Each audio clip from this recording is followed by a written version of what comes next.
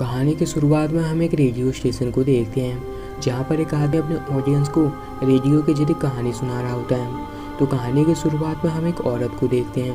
वो किसी कारण की वजह से रो रही होती है। गौर से देखने के बाद पता चलता है कि हाल ही में उसकी बेटी की मौत हो गई। 2 हफ्ते पहले जब उसकी बेटी हॉर्स राइडिंग कर रही थी तभी घोड़े से नीचे गिरकर उसकी मौत हो गई और फिर उसका शरीर डिकम्पोज होने लगा होता है। उस लड़के की मॉम उसकी एक आखिरी तस्वीर रखने के लिए वहाँ पर एक औरत को बुलाई होती है ताकि वो उसकी बेटी की तस्वीर ले सकें। तस्वीर लेने के दौरान उस लड़की की मॉम अपने फीलिंग्स को कंट्रोल नहीं कर पा रही होती और बार बार बीच में आ रही होती है। तो वो तस्वीर लेने वाली औरत उसे वहाँ से बाहर ले जाती है और इसी वजह से वो अपनी बेटी को उसकी तस्वीर लेने के लिए कहती है। वो कहती है कि तस्वीर ज़्यादा से ज़्यादा जिंदा दिखनी चाहिए। उसकी बेटी ने ये काम आज से पहले नहीं की होती तो इसीलिए वो बहुत घबराई हुई होती है। वो लड़की उस लाश के पास जाकर उसके आंखों से वो सिक्के को हटाकर उसके मुंह में भर देती है और इसके बाद वो उसकी तस्वीर को ले लेती है। तभी वो सिक्का नीचे गिर जाता है तो वो लड़की गिर के वहाँ से बाहर आ जाती है। वो अपनी मॉम को उसकी खींची हुई तस्वीर दिखाती है और तस्वीर ब्लर आया होता है तो उसकी मॉम उसे फिर से लेने के लिए कहती है। साथ ही में वो उसे एक चम्मच देकर उस लड़की की आंखों को खोलकर तस्वीर लेने के लिए कहती है ताकि वो बिल्कुल जिंदा दिखे। और वो लड़की फिर से उस रूम के अंदर जाती है। तभी वो देखती है कि वो लड़की की लाश तो वहाँ पर है ही नहीं बल्कि वो लाश कुर्सी में होता है। तभी वहाँ पर उस लड़की के डैड आकर कहते हैं कि उन्होंने ही अपनी बेटी की लाश को कुर्सी में रखा है ताकि वो और भी जिंदा दिखे। और वो लड़की उस लाश के पास जाकर अपनी मॉम के दिए हुए चम्मच से उसके आँख को खोलती है और इसके बाद वो उसकी तस्वीर लेने के लिए कैमरे के पास जाती है। वो जैसे ही कैमरे में देखती है वैसे ही वो लड़की स्माइल करती है तो वो लड़की कैमरे से नज़र हटाकर देखती है पर सब कुछ नॉर्मल होता है और वो लड़की फिर से उसकी तस्वीर लेने की कोशिश करती है। फिर तभी उस लड़की की लाश वहाँ से गायब हो जाती है तो वो लड़की उसी कैमरे से उसे इधर उधर देखने की कोशिश करती है। फिर तभी अचानक से उस लड़की की लाश उसके सामने आ जाती है और एक दूसरे के शरीर को बदल लेती है और उस लड़की के मॉम के साथ वहाँ से चली जाती है। और यहाँ से सीन दूसरी कहानी पर शिफ्ट होता है और हम एक हस्बैंड वाइफ को देखते हैं। उस आदमी ने अपनी वाइफ को बांध कर रखी होती है। उस आदमी को अपने वाइफ के बाल बहुत पसंद होते हैं। वो अपने वाइफ के बालों को कुछ क्लिप्स लगाकर ऊपर लटका देता है और इसके बाद वो अपने वाइफ के माथे पर एक मार्कर से निशान लगा देता है और वो वैसे एक ब्लेड को लाकर उसके वाइफ के माथे पर एक कट लगाता है। उसकी वाइफ दर्द के मारे बहुत चिल्ला रही होती है। वो अपने को ना मारने के लिए कह रही होती है और वो आदमी तभी किसी एक मशीन की मदद से उसके वाइफ के सर की स्किन के साथ उसके बालों को उखड़ा देता है। आखिर में हम देखते हैं कि उस आदमी का एक सैलून है जहाँ पर लिखा होता है कि यहाँ पर 100% नेचुरल बाल मिलते हैं। और यहाँ से सीन रेडियो स्टेशन में आता है। जब वो आदमी अपना कहानी सुनाना ख़त्म करता है तभी उसके रेडियो स्टेशन पर एक आदमी का कॉल आता है। वो गुस्से से कह रहा होता है कि तुम्हारे सारे स्टोरी बेकार हैं और मन गलत है, सुनाना है तो कोई सच्ची कहानी सुनाओ। ये सुन रेडियो स्टेशन वाला अपने ऑडियंस को वार्निंग दे देता है कि वो एक सच्ची कहानी सुनाने वाला है। तो कहानी की शुरुआत में हम एक जेल में कैद एक कैदी को देखते हैं। उसका जुर्म ये होता है कि उसने एक छोटी सी बच्ची की रेप की होती है। इसी क्राइम की वजह से उसे एक भयानक सज़ा मिलने वाली होती है। वो आदमी बहुत डरा हुआ होता है और कुछ देर बाद उसे पता चलता है कि धीरे धीरे उसके शरीर के सारे अंगों को निकाल दिया जाएगा और यही उसकी दर्दनाक सज़ा होगी। और उसे हॉस्पिटल ले जाया जाता है उसका एक बॉडी पार्ट निकालने के लिए। ऑपरेशन से पहले कैदी के फैमिली को बुलाया जाता है और हम यहाँ देख पाते हैं कि उसकी खुद की 2 बेटियाँ होती हैं। अब उसका एक हाथ काट दिया जाता है और अगले दिन उसे एक स्कूल में ले जाया जाता है ताकि बच्चे उस आदमी के कटे हुए हाथ को देखकर समझ पाएँ कि उन्हें कभी जुर्म नहीं करना चाहिए वरना उनकी हालत भी उस आदमी की तरह हो जाएगी। अब कुछ दिन बाद उस आदमी का एक पैर काट दिया जाता है और फिर से उसे एक स्कूल ले जाया जाता है। धीरे धीरे उसके बॉडी के साथ पार्ट्स को काट दिया जाता है और इसके साथ उसका एक किडनी और फेफड़ा को भी निकाल दिया जाता है। उसके साथ साथ उसकी आँख की रोशनी भी छीन ली जाती है। उसका ज़िंदा रहने का कोई मतलब ही नहीं था। उसकी ज़िंदगी बिल्कुल नर्क से बदतर हो गई होती है। वो उन सबसे अपनी मौत की भीख मांग रहा होता है और उसे मौत नहीं मिलती और उसे तड़पने के लिए छोड़ दिया जाता है। और अब आखिर में उसके बाकी के बचे हुए शरीर को लेजर से चला दिया जाता है।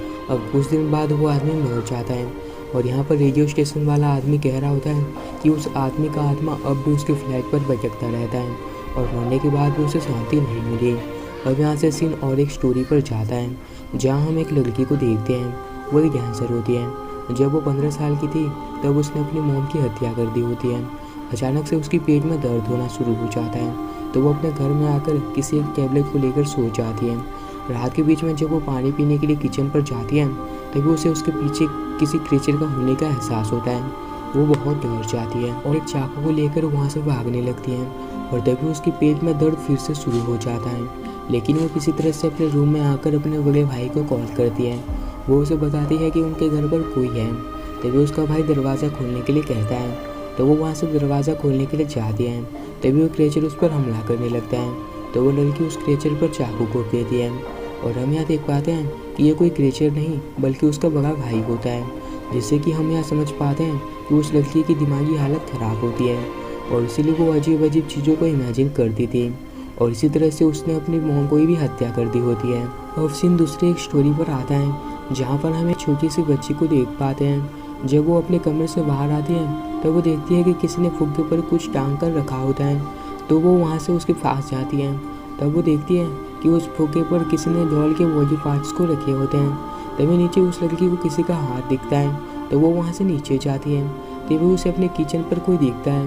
वो डरे हुए उसके पास जाती है जहाँ पर हमें एक अजीब से इंसान को देख पाते हैं। वो बच्ची को अपनी तरफ अट्रैक्ट करने के लिए उसे छोटे मोटे जादू दिखाने लगता है और उसके बाद वो कहीं से खून लाकर अपने मुंह पर लेपने लगता है। फिर तभी वो उस बच्ची को अपनी मॉम को दिखाता है जहाँ पर हम देख पाते हैं कि उस पागल इंसान ने उसकी मॉम की हत्या कर दी होती है। अब सीन रेडियो स्टेशन पर आता है।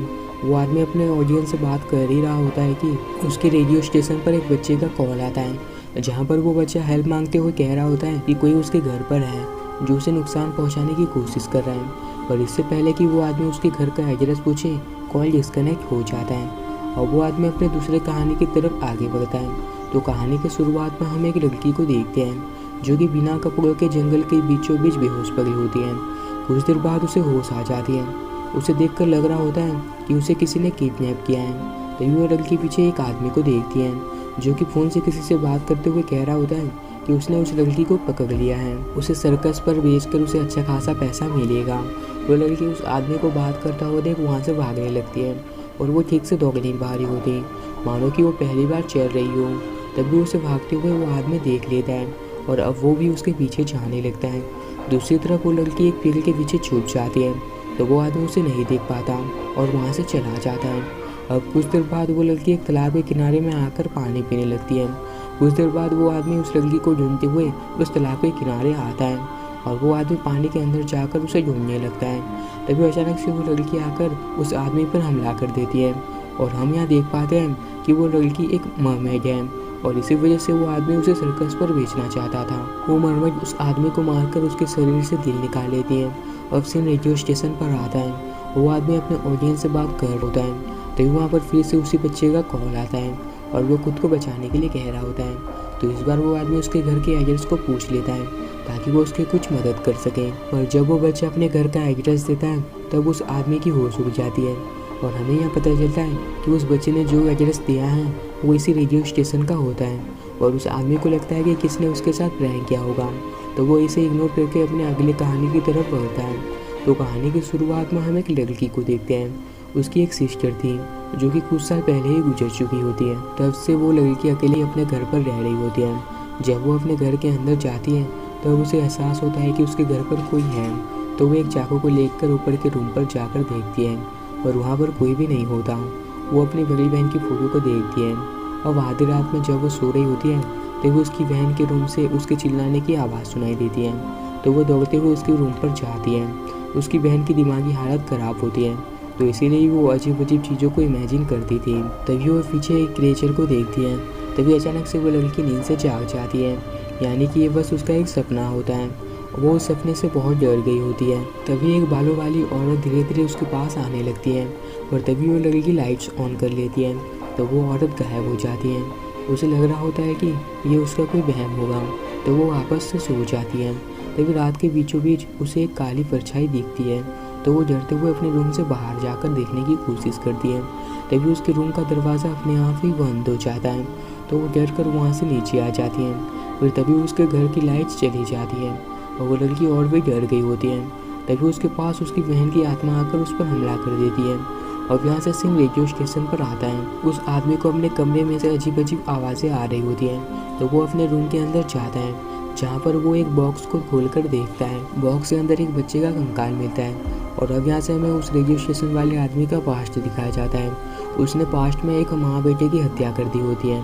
वो एक औरत के सर पर बैग पर लगातार हमला करके उसकी जान ले लेता है। दूसरी तरफ उस औरत का बेटा डर के मारे एक बॉक्स के अंदर छुपा हुआ होता है। वो अपने डैड को कॉल करने की कोशिश कर रहा होता है, और इससे पहले कि वो कॉल कर सके वो आदमी उसे मार देता है। और यहाँ से हम प्रेजेंट में आते हैं। वो आदमी पोजेस हो गया होता है। और इसी तरह से ये मूवी यहीं पर ख़त्म हो जाती है। जाने से पहले वीडियो को लाइक और चैनल को सब्सक्राइब करके बेल आइकन प्रेस करना मत भूलना। Thank you for watching.